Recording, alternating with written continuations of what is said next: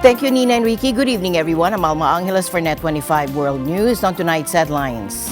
With tensions rising over the ongoing case of former President Rodrigo Duterte, the Iglesia ni Cristo has spoken out, calling for unity and respect for the country's legal system. Para po sa mga kababayan po natin, ang posisyon po ng Iglesia ni Cristo ay ito. Kung ano ang tama at kung ano ang nasa mga batas natin, yun sana ang dapat pairalin. Sino mang Pilipino o mamamayan ng ating bansa na may ginawang paglabag sa ating mga batas, dito dapat litisin sa ating bansa. And the news starts now.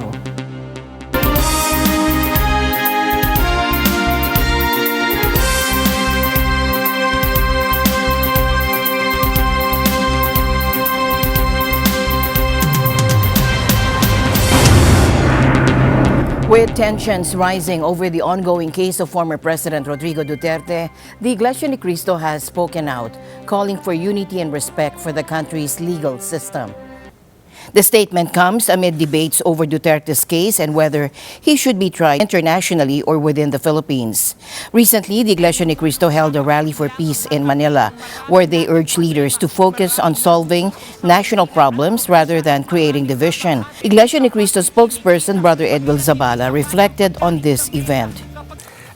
Nang mag-rally po ang Iglesia noong January 13, 2025, ang ipinanawagan po namin sa mga namiminuno sa ating bansa, at malamang ay naaalala nyo po ito, kapayapaan, pagkakaisa, at unahing asikasuhin ang problema ng ating bansa at mamamayan nito kaysa yung mga hakbanging magbubunga lamang ng awayan at hidwaan.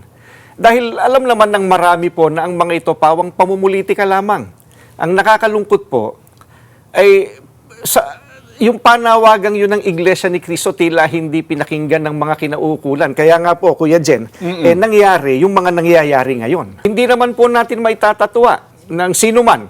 Matindi ang pagkakabahabahagi ngayon ng mga nasa gobyerno hanggang sa ating mga mamamayan.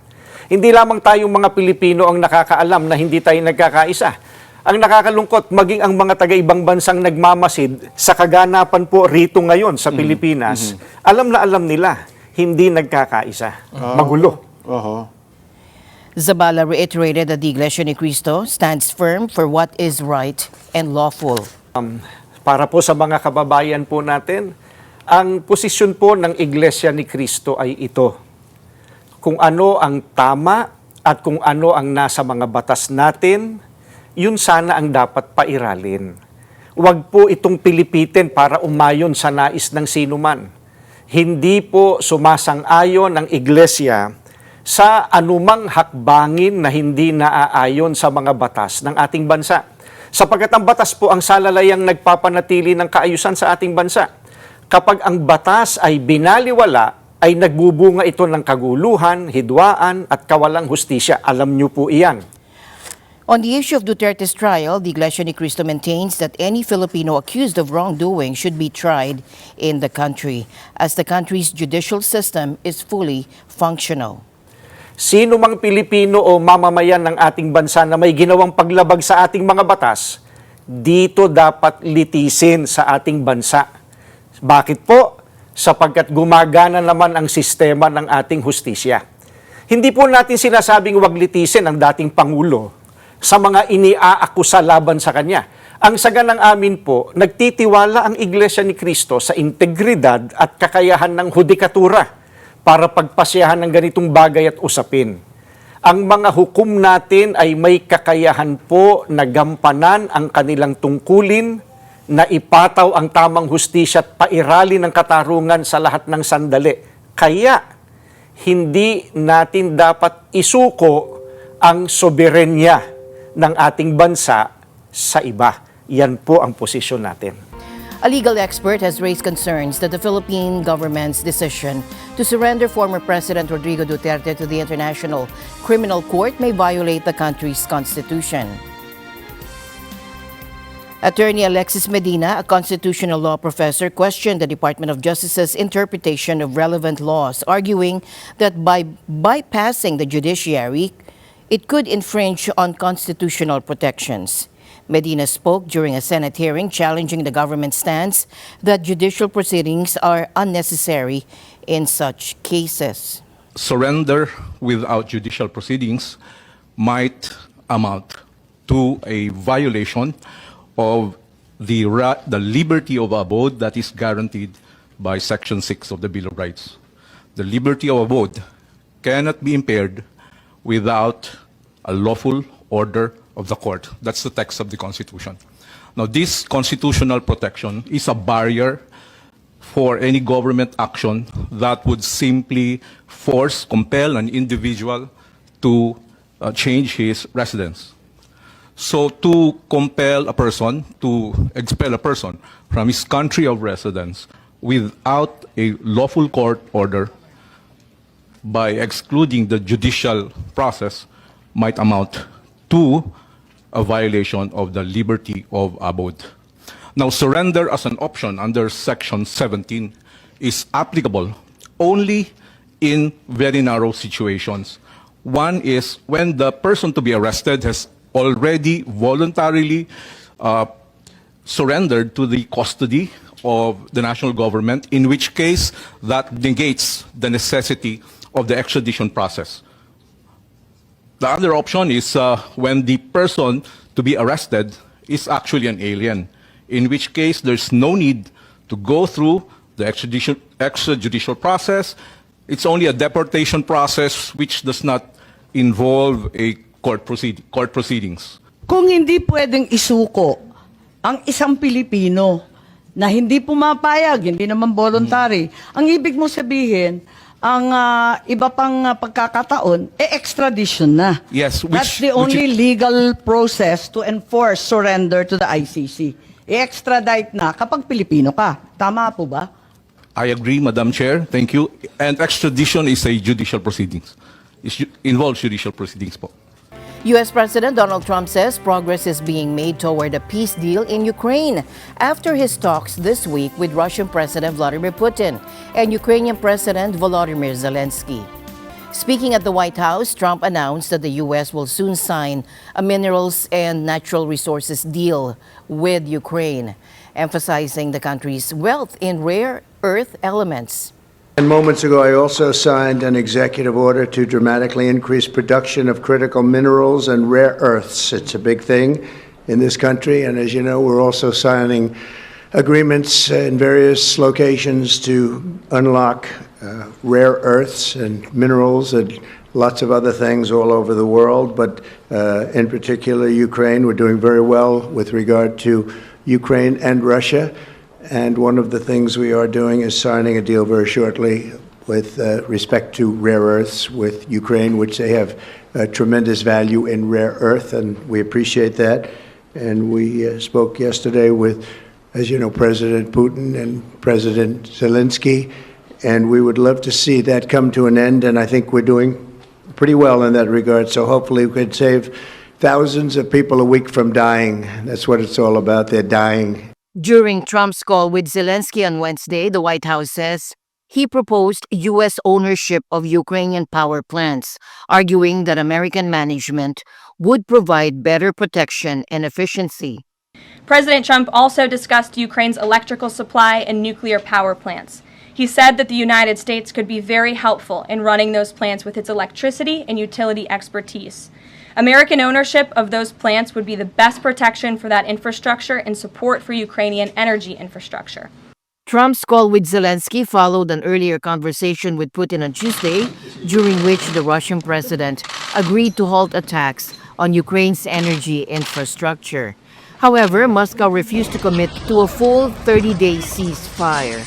Despite these assurances, Ukraine reports that Russia launched more than 150 drone strikes overnight, hitting civilian areas and key infrastructure, raising doubts about Moscow's commitment to de-escalation.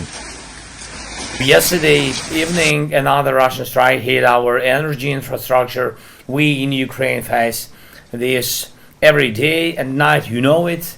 And despite Putin's words about allegedly being ready to stop the attacks, nothing has changed.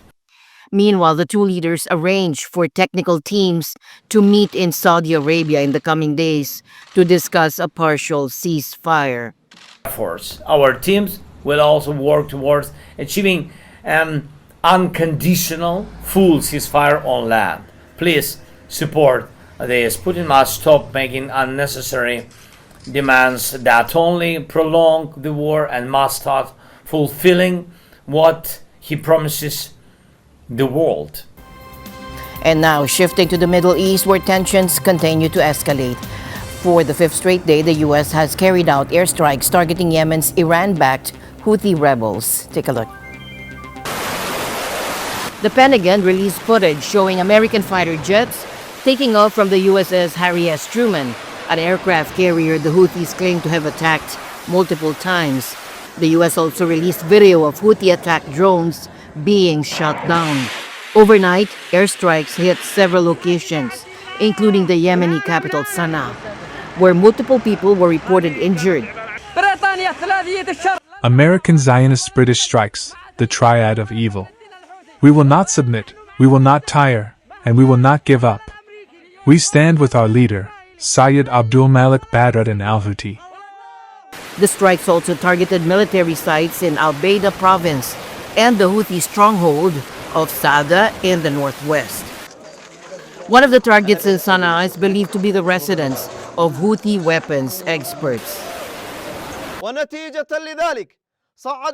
As a result, the armed forces have escalated their targeting of enemy warships in the Red Sea, including the U.S. aircraft carrier USS Harry Truman and its affiliated warships. This operation was carried out by the Missile Force, the Naval Forces, and the Air Force, using a number of ballistic and cruise missiles, as well as drones. The operation successfully achieved its objectives. Meanwhile, President Trump has once again warned Iran against supplying arms to the Houthis. He says any further escalation will be met with stronger U.S. action, vowing to continue airstrikes until Houthi attacks in the Red Sea and Gulf of Aden stop.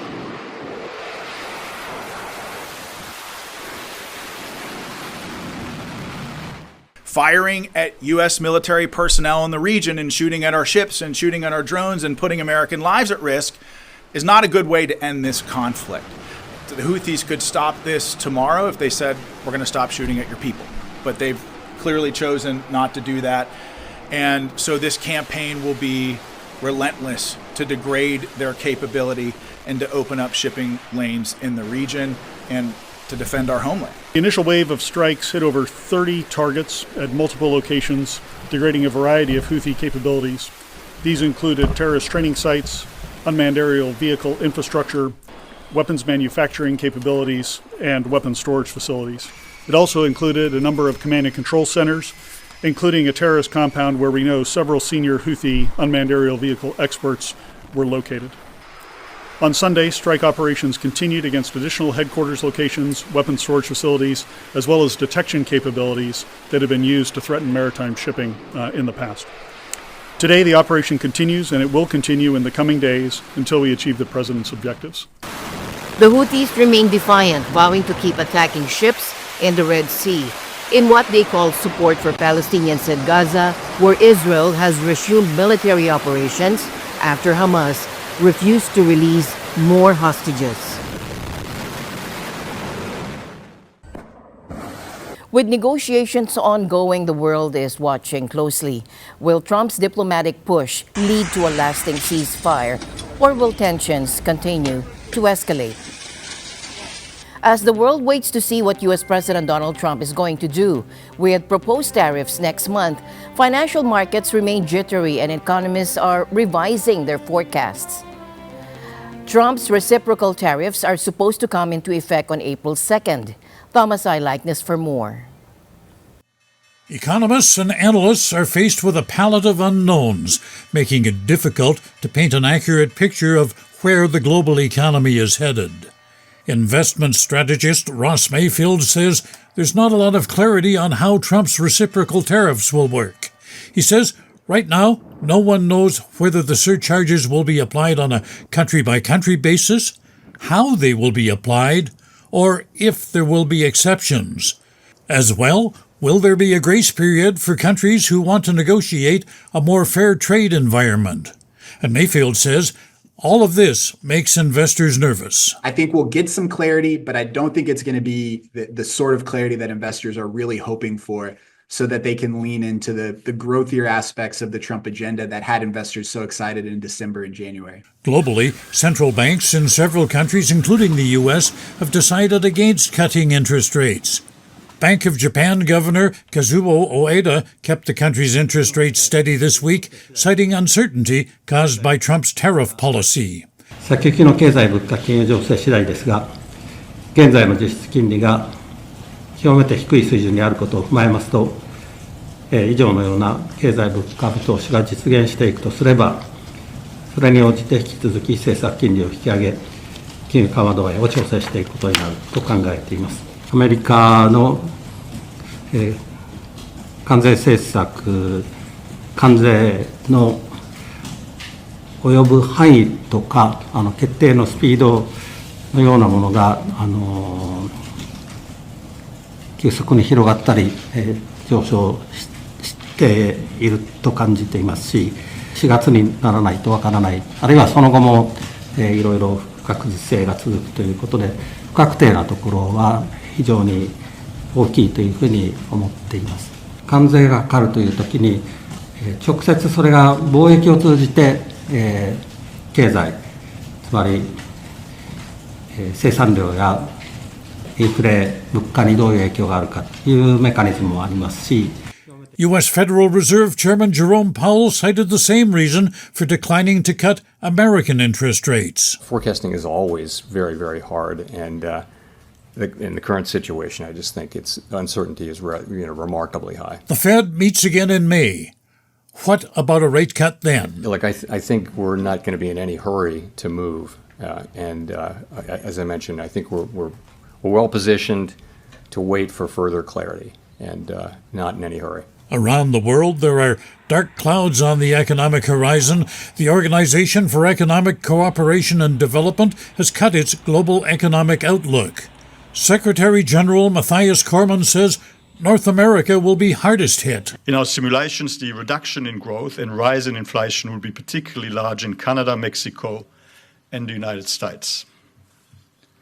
Another risk is that inflationary pressures resurge, and that as a result, monetary policy will need to remain more restrictive than expected. Translation: no cuts to interest rates.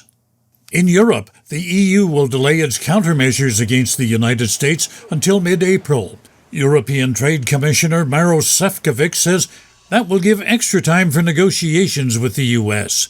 Sefcovic says he believes continuous engagement and a positive approach is the best way forward, but he says the EU will respond to any unfairness. I have always been also very clear with my US counterparts that we will react firmly and proportionally if we are hit by unjustified measures. While the experts try to decipher the economic tea leaves, the rest of us will wait to see whether our incomes will stretch far enough to cover cost of living increases. Thomas I. Likeness, NET25 World News. Heathrow Airport, one of the world's busiest, has been shut down due to a massive fire at a nearby electrical substation. Now, the blaze, which began late Thursday evening, has caused a significant power outage affecting not just the airport, but thousands of homes in the surrounding area. Take a look. Flight schedules around the world were sent into chaos on Friday as Britain's Heathrow Airport was shut after a huge fire at a nearby electrical substation knocked out its power. The blaze also knocked out the area's backup power station, leading to a mass outage at Europe's busiest airport and the world's fifth busiest. Heathrow said it had been due to handle 1,351 flights during the day, flying over 290,000 passengers. Some were left scrambling for alternative travel plans at London's main train stations. It's my favourite city, but I need to be home. Heathrow said the airport would be closed until midnight. John Strickland is an independent air transport consultant. To have it out of action for 24 hours is a massive impact for aviation, massive impact for the UK economy.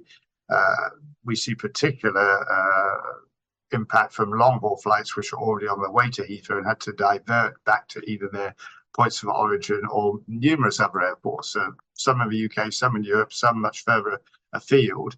Industry experts also warned that some passengers forced to land in Europe may have to stay in transit lounges if they lack the visa paperwork to leave the airport. Global flight schedules will also be affected more broadly, as many aircraft will now be out of position. British Airways, the biggest carrier at Heathrow, had 341 flights scheduled to land there on Friday.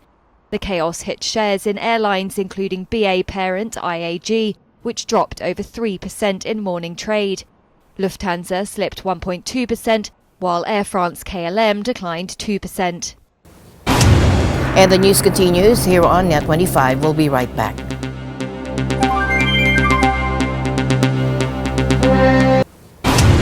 And the news continues here on NET25. We'll be right back.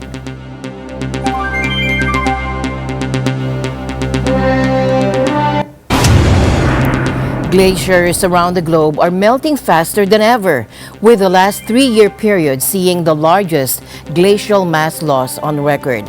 And that is according to a UNESCO report released today.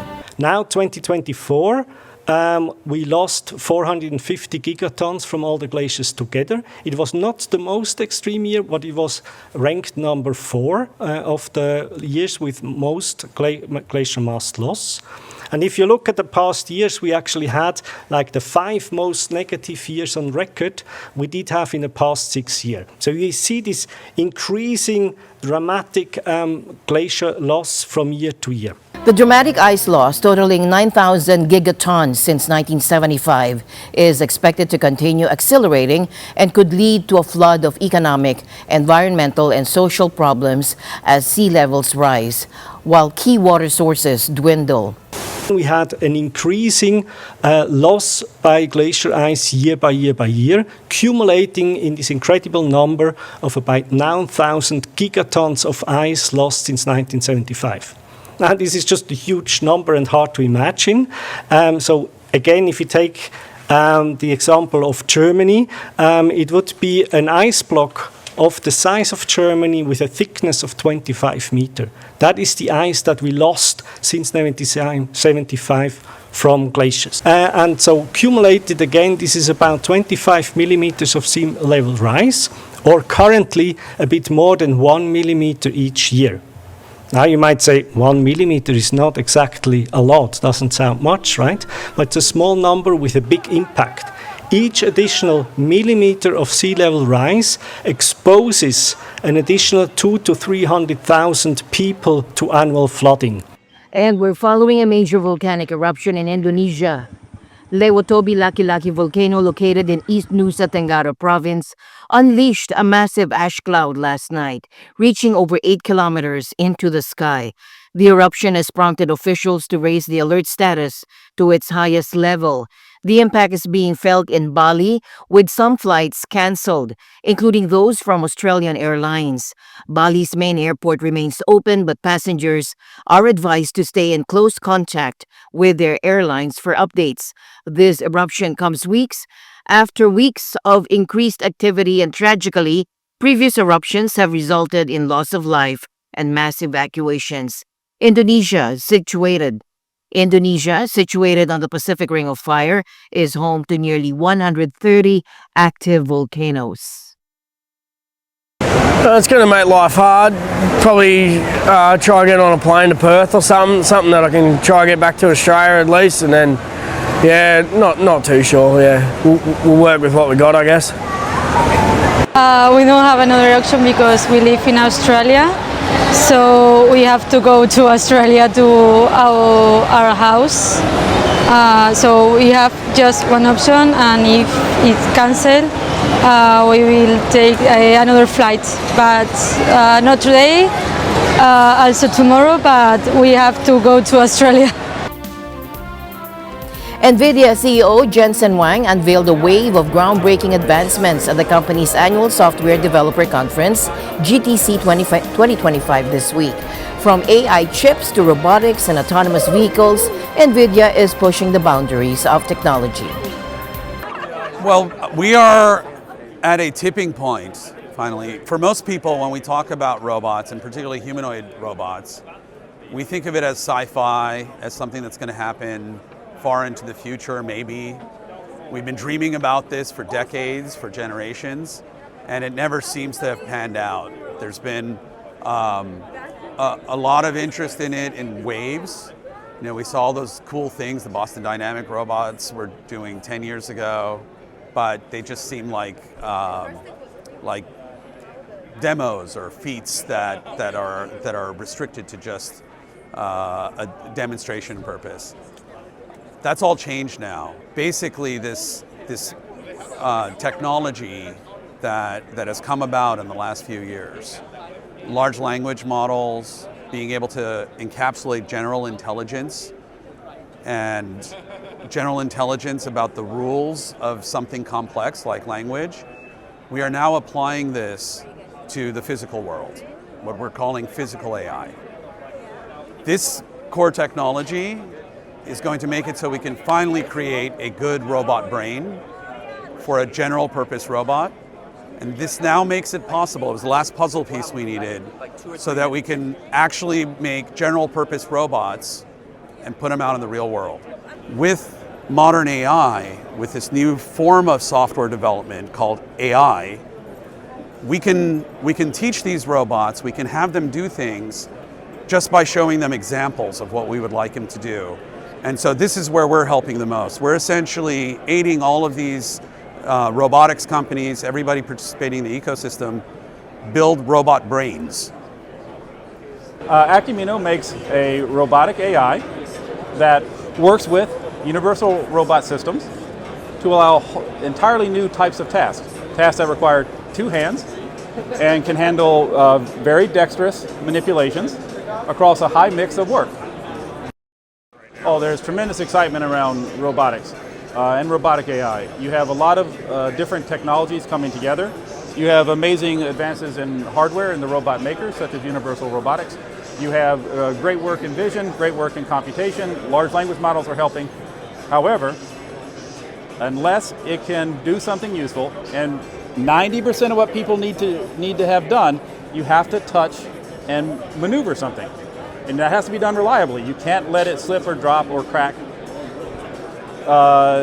Adding this piece into the whole puzzle not only makes it exciting, it makes it useful and meaningful. So by using this on the NVIDIA platform which we have created, we use GTX to train the robots, and then we use Omniverse to simulate using synthetic data, and then we use Jetson to deploy on the production line so that it can be really used in real life where the productivity and the benefits could be seen. We believe you can save almost 20% of the productive time by bringing this in and create more vehicles, more products, more items, and reduce this wastage in the whole production line. Many times we don't know if it goes what happens. It can be just trash because it could be too difficult to take it back to the point of where it's being done. So the whole wastage of effort, time, resources can be saved by bringing this technology onto the production floor. And with that, we end tonight's broadcast. For everyone here on NET25, I'm Alma Angeles. Thank you all for joining us. Good night.